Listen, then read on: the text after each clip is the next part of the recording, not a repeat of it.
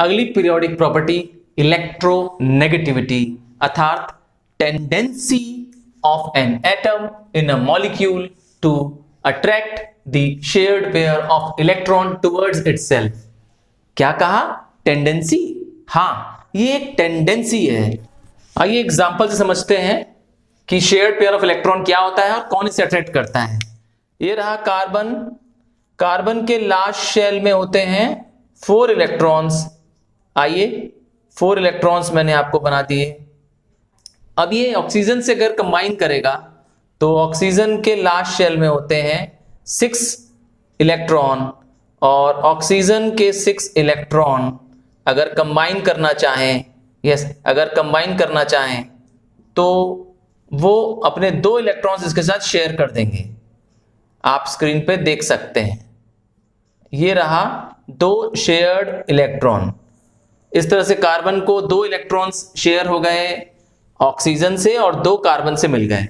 यहां पर भी हो सकता है सिमिलरली, अगर ऑक्सीजन कार्बन से कंबाइन करेगा तो कार्बन को भी 8 इलेक्ट्रॉन्स होने चाहिए। ये रहे वो 8 इलेक्ट्रॉन्स जो कि दोनों के पास हो गए। अगर यहां से देखते हैं तो ऑक्सीजन में 8 इलेक्ट्रॉन्स हो जाते हैं, और यहां से देखते हैं तो भी ऑक्सीजन को 8 हो जाते हैं, और बीच में ये जो शेयर्ड पेयर ऑफ इलेक्ट्रॉन है ये रहे।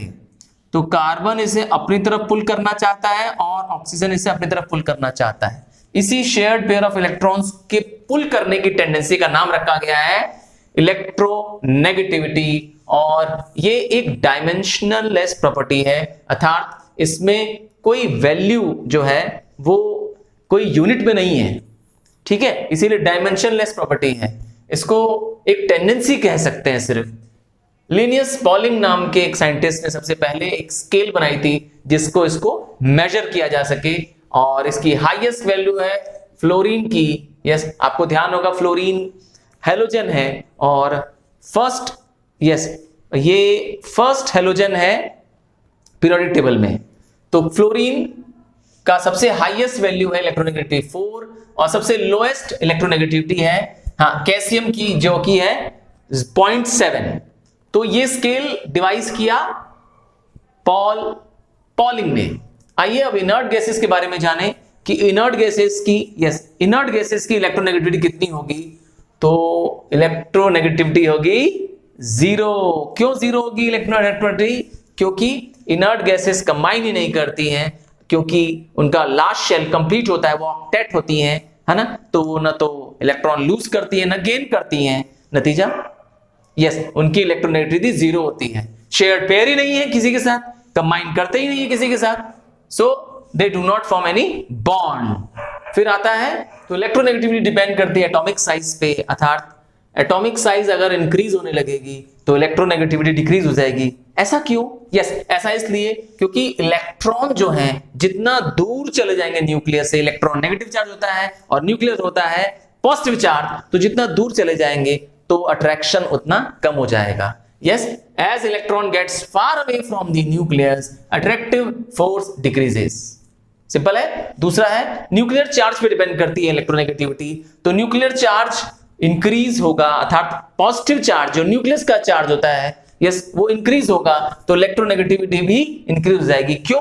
क्योंकि न्यूक्लियस में पॉजिटिव एटम है, पॉजिटिव चार्ज है, प्रोटॉन है, और प्रोटॉन क्या करता है? इलेक्ट्रॉन को अपनी तरफ इंक्रीज करता है, अपनी तरफ अट्रैक्ट करता है। तो as attraction between the nucleus and electron क्या इंक्रीजेस। ठीक है, आइए आता है ट्रेंड्स के बारे में जानते हैं। अक्रॉस द पीरियड क्या होगा? जब लेफ्ट टू राइट आएंगे तो क्या होगा? इलेक्ट्रोनेगेटिविटी इंक्रीज होगी। इंक्रीज क्यों होगी? क्योंकि न्यूक्लियर चार्ज क्या हो रहा है? लेफ्ट टू राइट इंक्रीज हो रहा है। डाउन द ग्रुप जाएंगे, इलेक्ट्रोनेगेटिविटी डिक्रीज हो जाएगी। इलेक्ट्रोनेगेटिविटी डिक्रीज क्यों होगी डाउन द ग्रुप में? क्योंकि एटॉमिक साइज इंक्रीज हो जाएगी। जैसे जैसे हम नीचे जाते जाएंगे तो शेल्स बढ़ने लगेंगी। पीरियोडिक ग्रुप 1 में पीरियड नंबर 1 में 1 शेल होगी, पीरियड नंबर 2 में 2 शेल होगी, पीरियड नंबर 3 में 3 शेल होगी, एंड सिमिलरली। तो जैसे जैसे शेल्स बढ़ती जाएंगी, एटॉमिक साइज बढ़ता जाएगा, तो न्यूक्लियस और इलेक्ट्रॉन के बीच में अट्रैक्शन क्या हो जाएगा? कम होता जाएगा। नतीजा इलेक्ट्रॉन नेगेटिविटी डिक्रीज हो जाएगी। ठीक है, ये एक तरह का अट्रैक्शन है, याद रखिए। अट्रैक्शन किसके बीच में? शेयर्ड पेयर ऑफ इलेक्ट्रॉन के बीच में और इन दोनों एलिमेंट्स के बीच में। ये एटम्स इसको अपनी तरफ शेड पेयर को खींचना चाहते हैं और ये वाला इसको अपनी तरफ खींचना चाहता है, बस इसी का नाम रखा गया क्या, इलेक्ट्रोनेगेटिविटी। जनरली क्या होता है, यस जनरली मेटल्स की इलेक्ट्रोनेगेटिविटी लो होती है और नॉन मेटल्स की इलेक्ट्रोनेगेटिविटी हाई होती है।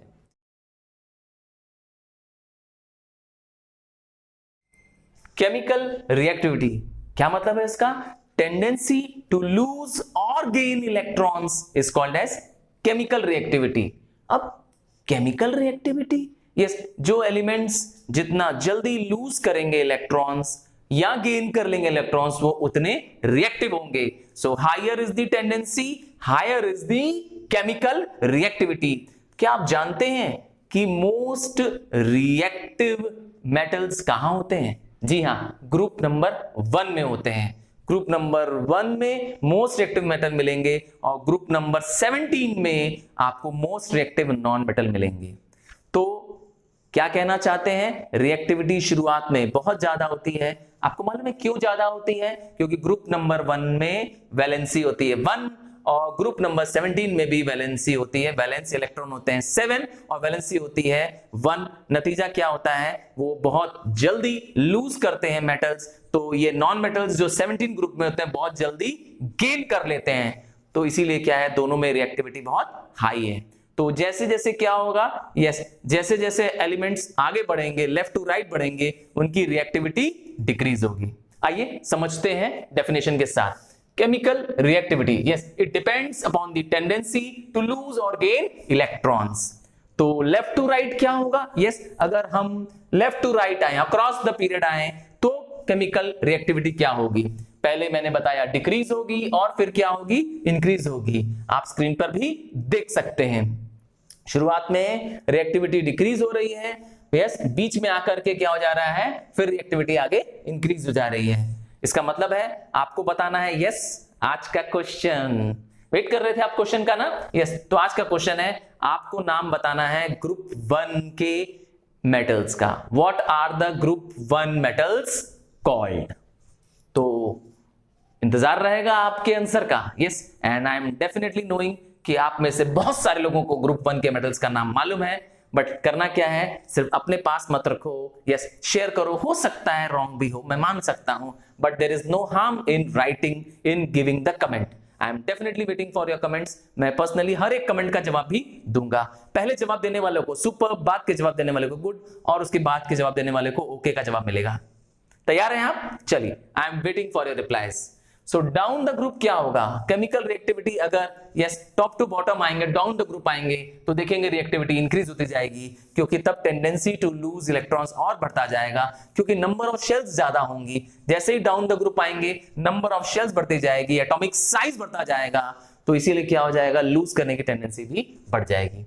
आइए, मोस्ट रिएक्टिव मेटल कहां पाया जाएगा, at the bottom of group 1 पाया जाएगा और उसका नाम है francium.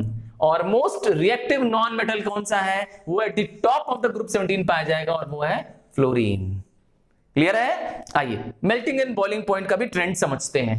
Melting and boiling points metal और नॉन मेटल्स के लिए अलग अलग है, इसीलिए सेपरेटली हेडिंग डाल दिया है मेटल एंड नॉन मेटल। अगर डाउन द ग्रुप जाए, यस डाउन द ग्रुप जाए तो मेटल्स के लिए डिक्रीज करती है मेल्टिंग बॉइलिंग पॉइंट, पर नॉन मेटल्स के लिए ठीक क्या होता है, रिवर्स होता है, इंक्रीज करती है मेल्टिंग एंड बॉइलिंग पॉइंट। पर अगर अक्रॉस द पीरियड आए, यस लेफ्ट टू राइट आगे आए, तो देखेंगे शुरुआत में इंक्रीज करती है, बट इंक्रीज कहां तक करती है melting boiling point, up to period number, yes group number 4 तक करती है।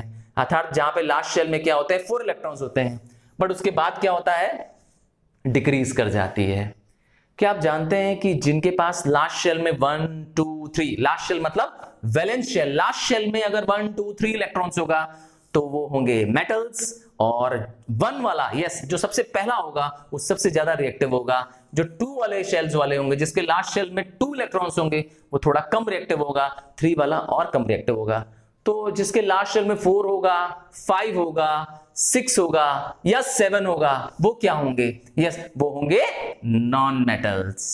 बट 4 वाला यस जिसके लास्ट शेल में 4 इलेक्ट्रॉन्स होंगे, उनकी प्रोबेबिलिटी होती है कि वो मेटलॉइड भी हो सकते हैं। मेटलॉइड यस जिनकी प्रॉपर्टी मेटल्स और नॉन मेटल्स के बीच में होती है, they have some properties of metal and some properties of non metal. Germanium नाम सुना है, सिलिकॉन, यस, तो ये क्या है, यस, ये है मेटलॉइड।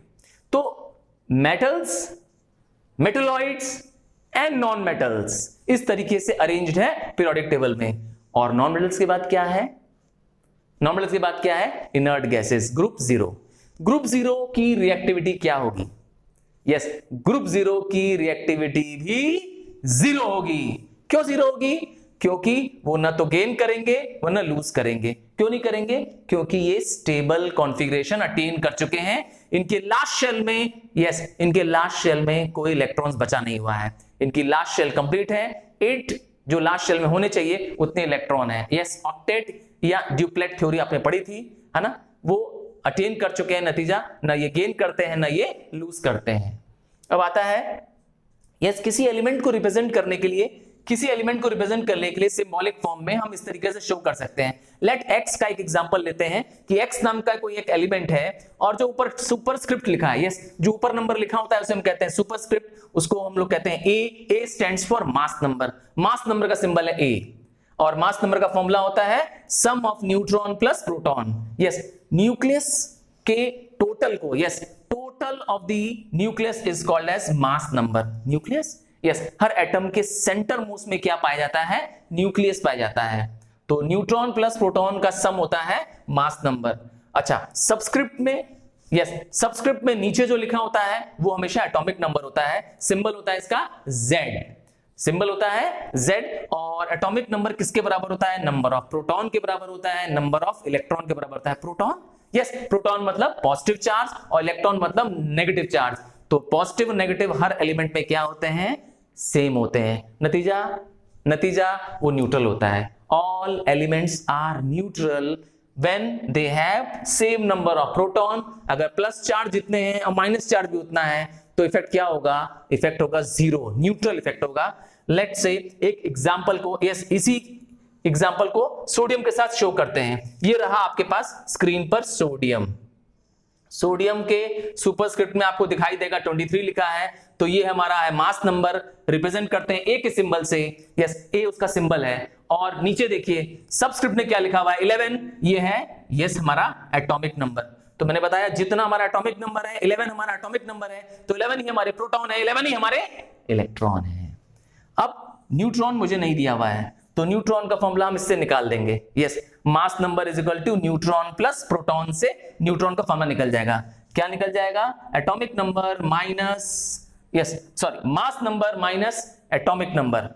तो 23 हमारा मास नंबर है, यस, इसमें से इसको माइनस कर दें, यस, 23 में से 11 को माइनस कर दें तो 12 आ जाएगा। आइए आपके साथ डायग्राम से भी इसको समझते हैं। यस, इसका एक इलेक्ट्रॉनिक शेल डायग्राम देखते हैं और समझते हैं। आपके पास स्क्रीन पे दिखाई दे रहा है, न्यूक्लियस सबसे सेंटर मोस्ट पे है, प्रोटॉन 11 है और न्यूट्रॉन 12 है। ये रहा, आपने न्यूट्रॉन 12 निकाला। और इसके पास के शेल, पहली शेल के शेल 2 इलेक्ट्रॉन है, दूसरी शेल एल शेल, इसमें 8 इलेक्ट्रॉन है, और लास्ट शेल एम शेल, इसमें है 1 इलेक्ट्रॉन। तो क्या करता है, यस, क्या जानने में मदद करता है ये एटॉमिक नंबर? तो एटॉमिक नंबर एक यूनिक प्रॉपर्टी है हर एलिमेंट का। No two elements have same atomic number. ठीक है, तो एटॉमिक नंबर से ही यस पीरियोडिक टेबल बेस्ड है। आपको याद होगा पीरियोडिक टेबल की डेफिनेशन में जो मॉडर्न पीरियोडिक लॉ है, तो it shows the atomic number are arranged in increasing order. ध्यान होगा ना? तो एटॉमिक नंबर हेल्प करता है जानने में किसी भी एलिमेंट की position in the periodic table. क्या आप सोडियम की पोजीशन जानना चाहते हैं पीरियोडिक टेबल में? है ना? यस, इसी से हम बता सकते हैं, इस 11 से आपको बता सकते हैं। यस, इस 11 एटॉमिक नंबर से हम आपको देख के बता सकते हैं कि सोडियम की क्या पोजीशन होगी पीरियोडिक टेबल में। तो आपने देखा कि इसमें 3 शेल्स बन रहे हैं, तो आपको नंबर ऑफ शेल्स बताता है पीरियड नंबर। तो नंबर ऑफ शेल्स क्या बताता है आपको? पीरियड बताता है। तो इससे पता चल गया कि आपका पीरियड होगा इसमें क्या, 3। थर्ड पीरियड में सोडियम पाया जाएगा क्योंकि 1, 2, 3 शेल्स पाई जा रही है। और क्या पता चल गया आपको लास्ट शेल, जिसको लास्ट शेल को हम लोग वैलेंस शेल बोलते हैं। यस, जो ये वैलेंस शेल है, लास्ट शेल है, लास्ट शेल में जो इलेक्ट्रॉन्स होते हैं जिसको हम वैलेंस इलेक्ट्रॉन बोलते हैं, वो बताता है ग्रुप। यस, तो आपको इसका ग्रुप भी पता चल गया। तो ग्रुप है 1, क्यों? क्योंकि लास्ट शेल में सिर्फ कितने इलेक्ट्रॉन है? 1 इलेक्ट्रॉन है। सो ग्रुप भी पता चल गया आपको, यस ग्रुप है 1 और पीरियड है 3। तो इसी तरीके से एटॉमिक नंबर एक बहुत ही यूजफुल नंबर है जिससे आप एलिमेंट्स के बारे में बहुत कुछ, यस उसकी प्रॉपर्टीज भी जान सकते हैं। क्या आपको अभी भी कोई कंफ्यूजन है? याद रखिएगा, कंफ्यूजन मत रखिए, साथ में नोटबुक लेके बैठिए और क्या करिए, नोट्स बनाइए, स्क्रीनशॉट लीजिए, बट सेल्फ बनाइए। याद रखिएगा, जो खुद पढ़ेगा, खुद नोट्स बनाएगा, वही अच्छा नंबर पाएगा। यस आप कितने भी वीडियोस देख लीजिए, कितने भी टीचर का लेसन सुन लीजिए, बट जब तक आप स्वयं, yes when ever and when only you do it you learn. Yes आपको अगर चाहिए कि आपकी मेमोरी में, सबकॉन्शियस माइंड में परमानेंटली क्या हो जाए, रजिस्टर हो जाए, यस तो आपको क्या करना पड़ेगा, खुद नोट्स बनाना पड़ेगा, खुद एफर्ट करना पड़ेगा, खुद पेजेस टर्न करने पड़ेंगे, वीडियोस को पॉज करना पड़ेगा और बार बार देखना पड़ेगा। आई एम 110% श्योर आपको अच्छे नंबर लाने से कोई नहीं रोक सकता है। सिर्फ कौन रोक रहा है? आपकी विल पावर। यस तो be strong, be determined and believe in yourself because you can do anything and everything. So thank you student with these words. अगर अभी तक इस ग्रुप को ज्वाइन नहीं किया है, इस व्हाट्सएप और फेसबुक ग्रुप को ज्वाइन नहीं किया जो मैंने डेडिकेटेड किया है आपके लिए, तो you are at utter loss. Yes description में जाएं, लिंक दिया हुआ है उसका, ग्रुप को ज्वाइन करें क्योंकि ये एक नो बकवास ग्रुप है, सिर्फ और सिर्फ पढ़ाई की जानकारी होती है इसमें। और हाँ, अगर चैनल सब्सक्राइब नहीं किया है तो प्लीज प्लीज प्लीज इस चैनल को भी सब्सक्राइब करो, अपने क्लासमेट्स फ्रेंड्स को भी कहो कि इस चैनल को सब्सक्राइब करें। और chemistry is no more a mystery. So thank you students, see you in another video, bye.